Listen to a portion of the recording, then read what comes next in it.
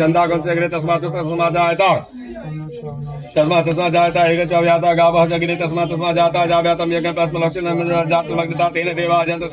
পবিত্র মহাশিবরাত্রি উপলক্ষে অজয়েশ্বরনাথ মহাদেব মন্দির প্রাঙ্গণে অজয়েশ্বরনাথ মহাদেব মন্দির কমিটি রবিন ব্লগস ইউটিউব চ্যানেলের সহযোগিতায় এক মহতী পূজা ও অন্ন সেবার আয়োজন করা হয়েছিল।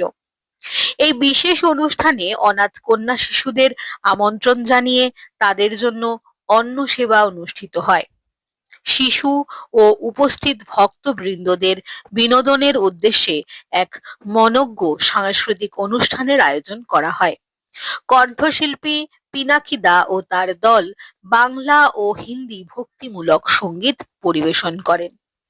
মহিলা ভক্তরাও পিনাকিদার সঙ্গে গান ও নৃত্যে অংশগ্রহণ করে অনুষ্ঠানকে আরো প্রাণবন্ত করে তোলেন।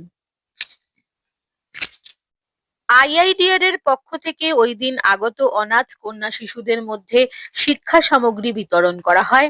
সমগ্র অনুষ্ঠানটি সুন্দরভাবে সমন্বয় করেন রবিন মণ্ডল ও তার পরিবার। প্রায় ৩০০ জন ভক্ত ও স্থানীয় বাসিন্দার মধ্যে প্রসাদ বিতরণ করা হয়। এই মহতী ধর্মীয় অনুষ্ঠান এর মিডিয়া পার্টনার ছিল সমাজ বার্তা। আপনার নাম কি? আমার নাম রবিন মণ্ডল। রবিন মণ্ডল, তো এখানে কত বছর, মানে এখানে শিবরাত্রি যে হচ্ছে তো এটা কত বছরে হচ্ছে? মানে অ্যাকচুয়ালি আমার মন্দির এখানে আসার পরে আমার মাকে ঠাকুর স্বপ্ন দিয়েছেন, তারপর থেকে এখানে মন্দিরের স্থাপনা করা হয়েছে। আর আজকে এটা মন্দিরে 19 বছর কমপ্লিট হলো। 19 বছর? হ্যাঁ। এই মানে অভিজ্ঞতা কিছু আছে আপনার? আপনার তো থাকবেই অবশ্যই অভিজ্ঞতা। আমি আমার একটা চ্যানেল আছে রবিন ব্লগস, তো আমি ওখানে সব যতগুলো সতীপীঠ শিবের যতগুলো পুরনো মন্দির আছে আমি ওটাকে প্রমোট করতে থাকি। আর মন্দির ভিজিট আমার কাজ। আমি যখনই আমার অফিস থেকে বা আমার বাড়ির কাজ থেকে আমি টাইম পাই আমি কোনো একটা মন্দির থেকে ঘুরে আসি। আর এমনি এখানে কোনো পার্টিকুলারলি কোনো স্মৃতি?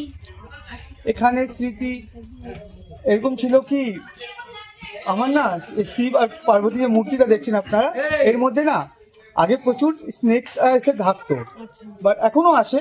আচ্ছা। বাট কোনোদিন না কোনো স্নেক মায়ের গায়ে ওঠে না। আচ্ছা, ঠিক আছে। ও বাবার গায়ে আর পেছনে মা মনসা আছে ওনার গায়ে।